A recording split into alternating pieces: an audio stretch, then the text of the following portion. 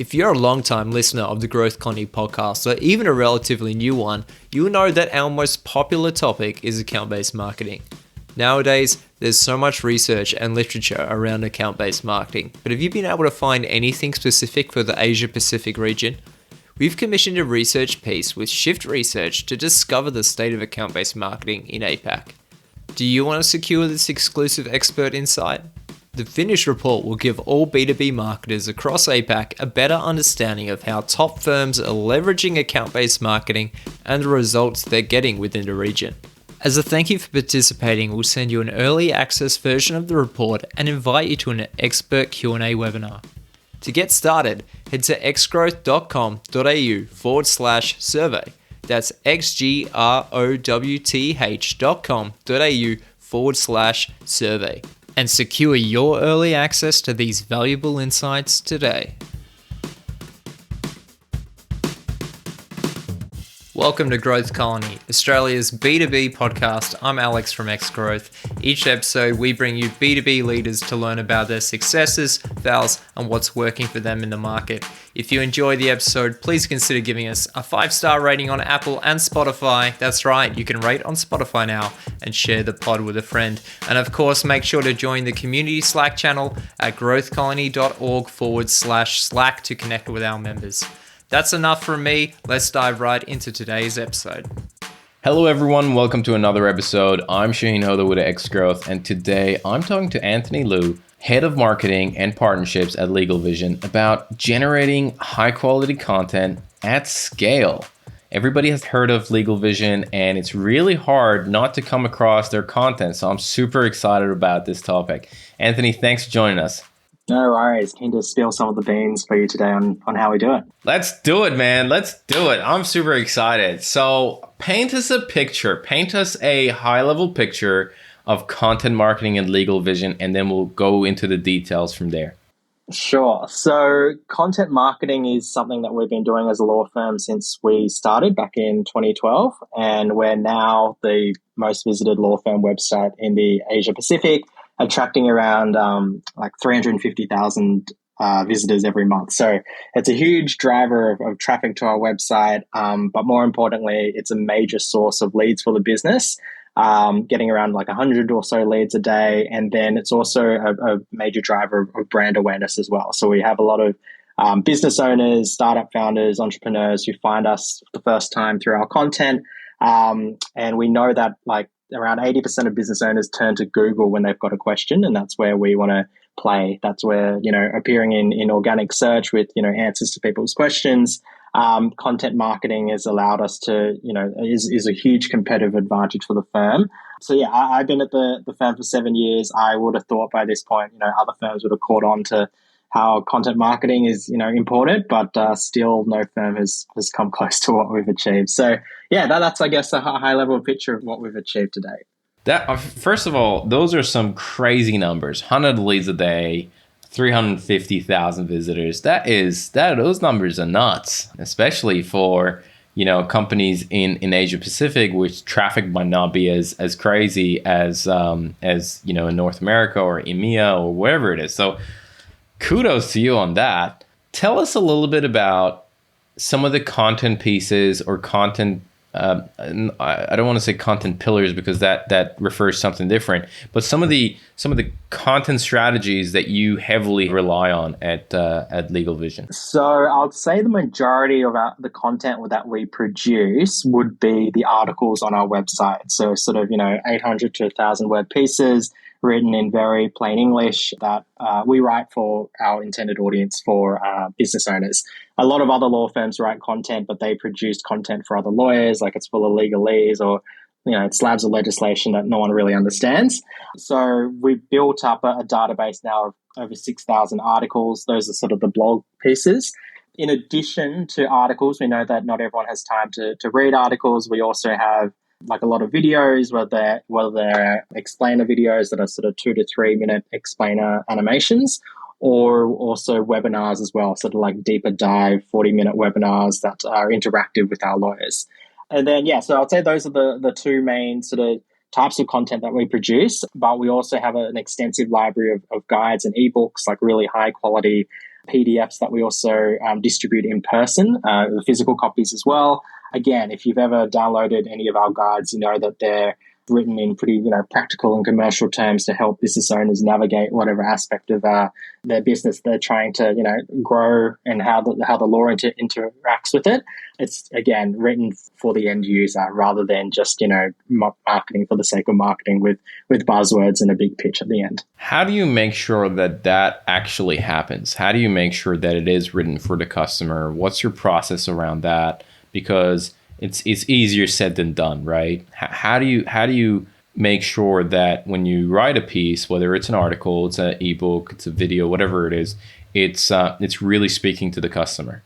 Yeah, so we have a pretty extensive content production process in terms of where the ideas come from. And then I'll also touch on sort of the feedback that we get from our users and our clients as well. In terms of how we produce content, the sources of the ideas are varied. So it's a combination of feedback from our lawyers or our growth team, what they're hearing on the phone that a lot of clients are asking for, like certain questions that might be like time sensitive, or questions around themes and topics that are emerging. For example, like this month, we're producing more crypto content because a lot of inquiries are coming through the door about how the law interacts with, crypto in that space.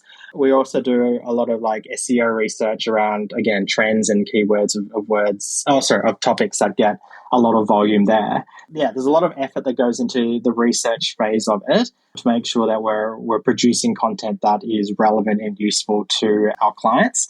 And then at the very other side of it, at the feedback stage, we have a number of different mechanisms that provide feedback to our content team on what content's performing well. So you've got both sort of qualitative and quantitative tools. On the qualitative tools, like as simple as a form at the bottom of every single article page, like, was this article helpful? Thumbs up, thumbs down. That data is obviously the quantitative data on what articles are getting a lot of thumbs up, thumbs down. We assess in terms of the articles that get a lot of thumbs down. There's also an option to leave comments. We regularly review that on why people find our like a particular article not helpful. It might have not have answered their question, or it might also give us ideas on new articles to produce as well. So yeah, that's like qualitative feedback that we get directly from users on our website every day. And then we've got, quantitative tools that we have in the back end, everything from, Google Analytics, just to look at what articles are performing well, and then a number of sort of different SEO tools that we use to assess whether certain articles could be folded in or merged with other articles, to ensure that we've always got the best version of every article on our website, rather than just, high volume content that, people aren't really searching for, but is just out there in the ether. Got it. I want to get your opinion on, because SEO is big business, right? Like it's very important. It's more important for some businesses than others, but overall it's pretty important. And obviously there's a lot of agencies out there who do a lot of SEO work. You do a Google search and you could just be going until tomorrow and still find agencies talking about SEO, and some really massive players, and there's some smaller consultants. What has been your experience working with external agencies? How does the team look like? Do you have kind of external support from agencies? Is it all in-house? Love to hear your experience on that front. Sure. So all content production is done internally. So we have content is embedded in our DNA, in the sense that, from graduate up to CEO, you're required to contribute content to our website every month. So because it's part of our DNA and we have big quality control on that aspect, we prefer to keep it internal rather than external. And the reason for that is we've looked at external agencies to help produce content or even edit content, and the cost hasn't, we've measured the return on investment looking externally, and it hasn't really worked out in terms of the cost benefit analysis. So we have a lot of data that shows, how many articles leads come through every month, and we divide that by the salaries of the people who took an article day, and then we can work out the cost of a lead based on, the article leads. So we can compare that to agencies. So we don't really use agencies for the production side. We do work with a number of agencies now on more the backlinking side or the audit side of the website. So more sort of technical aspects of SEO, allowing them to work with our developers on, ensuring that the website's as optimized as possible for different search engines to crawl. we find that, their technical expertise has been really helpful. And then as well as, the backlinking assistance to ensure that, we have a healthy number of different backlinks that help us ensure that especially if we're expanding into a new market, allows us to, build up authority in a way that would be much faster than if we did it ourselves internally. Interesting. I want to change gears and I want to talk about mistakes and things that blew up the way that they shouldn't have blown up. What comes to mind? I want to hear some of the war stories that you have of stuff that you've tried in the content space. Maybe you were quite excited about it and it just didn't work the way it was supposed to. Yeah, probably have like two stories. The first one would be relating to the content side. In the early days where you're just trying to get, website visitors as sort of like a vanity metric was so important. Let's keep our traffic climbing as much as possible. We were producing content which was just attracting a lot of bad quality leads, wasting the time of our internal sales team, responding to queries for like, where is my tax file number, for example. So a search term that gets a lot of volume, but really doesn't generate, business for the firm, doesn't really add value to sort of the articles that we have on our website. But we knew that it was a search term that, there was no clear article out there answering it, so we could write it. Now, at this stage, we don't produce any content that doesn't add value to our clients or to the business overall, moving away from just high volume keywords for the sake of it. Like every month, we can see particular keywords that were like, if we wrote an article on this, like it would get thousands of hits very quickly, but not falling into that trap of that short-term gain because, in the long term, it doesn't benefit the business at all. And then, the second mistake was probably more at a broader sort of marketing level. As we've moved as a law firm towards a membership model, which is pretty unique in the legal services industry, we've had to invest a lot more in top of line, above the funnel sort of campaigns. And to, spread the word out there, we recently tried a radio campaign, dropped 5 to 6 figures on a campaign that ran for a couple of months. We promised that it was going to, get us in front of, the business owners that we wanted to. But at the end, it was pretty much a massive flop. There was no clear visibility on where the money was going. Ads were playing, but the feedback that we were getting from people who were calling in, the messaging wasn't where it should be and the targeting wasn't ideal. So, radio is definitely something we tried, but glad that we turned that page because, it just wasn't for us. So now we're in the podcast game, completely different, but in terms of the data and the visibility you get as a marketer, but it's been a big game changer for us to act and play in that space. I want to come back and touch on the podcast thing, but before we do that, tell me a little bit about, you said that at the beginning, it was all about the numbers and the vanity metrics and getting those numbers high, right? And you're having challenge with the quality of the leads and the prospects that were coming through. One of the things that you mentioned you did to kind of improve that was be very specific with your keywords. Was there anything else that you did to kind of improve the quality of those leads? Every article that's published on our website goes through a pretty rigorous review process, legally reviewed from our team, as well as goes through a number of loopholes in the content review process to ensure that it's optimized for our website and to ensure that it gets in front of the right people at the right time. So there's a lot of processes in place to maintain that side of quality control. From a people perspective, the induction stage when you join LegalVision, for example, as a lawyer, you'll be heavily involved from day one in terms of understanding the content strategy, then also your role in that content strategy, whether it's reviewing or writing content for our website as well. The content, as I sort of mentioned earlier, is a big part of the firm's DNA. So at the interview stage, you'll hear about our content when you join the company. There's an induction, and then every month you'll have some sort of touch point with your content editor, which is someone who's assigned to you to help you produce and review your content as well. So there's many different touch points you get when you're joining the firm. And then, on an ongoing basis, I've got a content team, a team of 6 that are responsible for the quality control aspect of it, as well as the production and distribution of the content as well. And anyone in the SEO game sort of knows that Google now values the whole EAT score, the EAT, which stands for expertise, authority, and trustworthiness.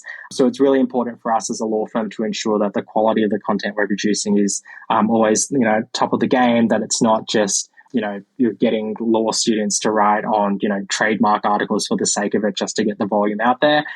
We put a very, rigorous process in place to ensure that everything is correct and relevant, because at the end of the day, like, these are the lives of, business owners who are coming across your website. Their whole livelihoods in their business. If you're giving them advice that could potentially, affect how their business operates, and if in a negative way, then as a firm, you have some sort of responsibility there to ensure that the content's legally correct and practical and easy to understand as well. Got it. Let's move to podcasts. Okay, you talked about podcast ads, and we kind of left that. I want to go back to that. What's happening in that space? What are you doing there? Sure. So podcasting is relatively still quite new, in the sense that advertisers now have more control than ever in terms of who they want to get in front of, and then what data you have access to as well. So we advertise on hundreds of different podcasts every month. We're targeting sort of business owners and entrepreneurs. And we have a number of different tools that we use to sort of keep an eye on, which podcasts people are listening to, and which ones out of those podcasts are actually going to the website afterwards on their phone or on their computer. So the data is really valuable for us, that we previously would definitely not have seen in the radio space. And this feeds into our larger sort of MarTech stack around automation and how we can deliver the best client experiences possible based on where we know our clients are coming from, what industries they're coming from as well. So podcasting is been now becoming a more important channel for LegalVision, allowing us to push out more brand awareness around not only LegalVision but our membership product, that I don't think maybe 5-10 years ago we would have been able to do so. Interesting. That is definitely one of the up and coming channels, especially for the region. I think it's fairly established in some of the other geographies, but in this region is definitely up and coming. So that sounds really cool. Now, I have a couple of rapid fire questions that I want to ask you, but before we kind of get to that, is there anything that you think is important that maybe I didn't touch on, or you think we should cover with regards to content and what we've been talking about? I guess if I'm speaking to if you're working in a B2B or professional services firm looking to get into content marketing, I get often asked a lot of questions from like CMOs or heads of marketing in traditional firms that want to get content produced. You just have to understand that it's still a medium to long-term game with content production and seeing the return on that. If you're producing a couple of blog articles and then not seeing leads come in, you're not going to see leads for potentially up to a year. So that's what sort of my advice would be for those who are in B2B or professional services getting into content marketing. It's a long-term game, so you need to have a plan and then stick to it, and then sort of try to convince management that you've got this under control. That's still to this day I get asked that question a lot, and that's my advice, is just to hang on and ensure that you're producing high quality content at scale. If you're doing it right, then it will pay off. Yeah, but set the expectation with the management that this is not a magic wand. It's marketing, and it's going to take time. That's a great advice. Okay, let's do some rapid fire questions. So the first thing I want to ask you is, what is one resource? This could be a blog, it could be a podcast, a book, whatever it is, a talk, that has fundamentally changed the way it has a really big impact on you.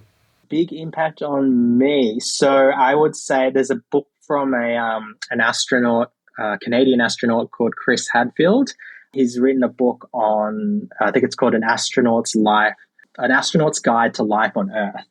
And I think that's had a good impact on me in the sense of it's teaching a number of lessons that, you're grown up to, people tell you don't sweat the small stuff, or, don't worry about what other people think about you. But in this book, Chris sort of flips it and says it's the opposite, like counterintuitive to what, people tell you. So Yeah, and how often do you get life advice from an astronaut? So it's a good book if you're interested in not only space but also whether like how productive you are or how you work as a person. It's good advice. That sounds really good. I'm gonna definitely check that out.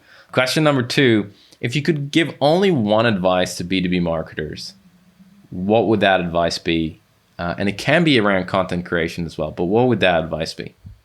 Yeah, I guess it sort of stems off what I was saying earlier, but work for a company that understands marketing. It sounds a bit simple, but like if you're working in a marketing team and your manager doesn't understand content marketing, then you're probably set up to fail.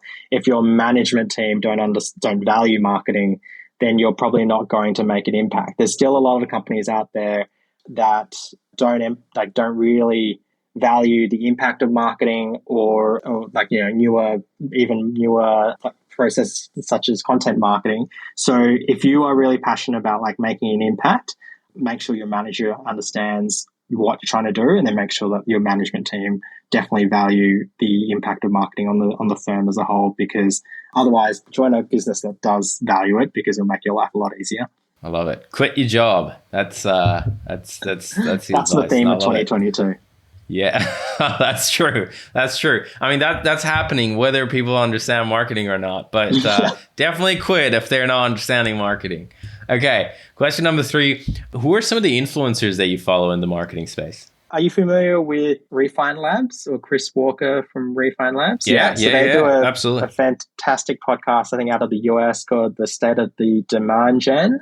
Yeah, on very high rotation for me as a B2B marketer. Very practical, great tactics, and we've implemented a number of the suggestions, and they've definitely moved the needle for LegalVision. I love it. Question number 4 and the last one is, what excites you about B2B? Like generally, or what? Something specific about for the B2B landscape, right? Marketing in the B2B, it's a little bit different than some of the other areas. You know, I'm super curious of like what excites you about B2B right now. Right now, there's probably a number of different things that excite me. We use marketing automation, and then sort of where it is today as a piece of technology to get in front of the right people at the right time. Like we publish so much content, and using MarTech to deliver highly personalized content to people has been incredible, that otherwise we would not have been able to do so. And then the other thing is, maybe not B2B specifically, but maybe marketing more broadly, is podcast attribution. I think it's a pretty exciting time to be alive as an advertiser in the audio medium. And a lot of major players are very aware of that. More people are turning to podcasts as a way to learn or to be entertained as well. So as a marketer, that's really exciting. Anthony, thanks a lot for coming on the podcast. This was an amazing conversation. I took a lot of notes, and I'm sure a lot of our listeners are going to take a lot out of it. So thank you so much for your time and for being a guest. No worries. Thanks for having me. This episode of Growth Colony was produced by Alexander Hipwell. It was edited by Dave Samito, with additional editing and music also by Alexander Hipwell. Special thanks to Tina Wabe and Rod Hoda. We couldn't make this show without you. The show is hosted by Shaheen Hoda. If you enjoyed the episode, subscribe wherever you get your podcasts and leave a 5-star rating on Apple or Spotify. Yes, you can rate on Spotify now, so please do. And share the pod with a friend you think could get value out of it. If you'd like to connect with the members of Growth Colony, join our free Slack channel at growthcolony.org/Slack. Thanks again for all the support, and we'll see you again in the next one.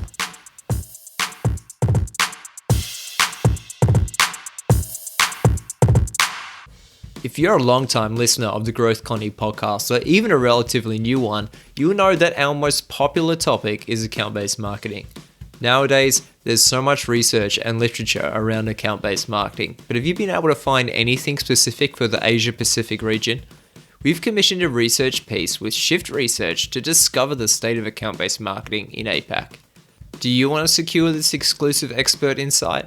The finished report will give all B2B marketers across APAC a better understanding of how top firms are leveraging account-based marketing and the results they're getting within the region. As a thank you for participating, we'll send you an early access version of the report and invite you to an expert Q&A webinar. To get started, head to xgrowth.com.au/survey. That's xgrowth.com.au/survey and secure your early access to these valuable insights today.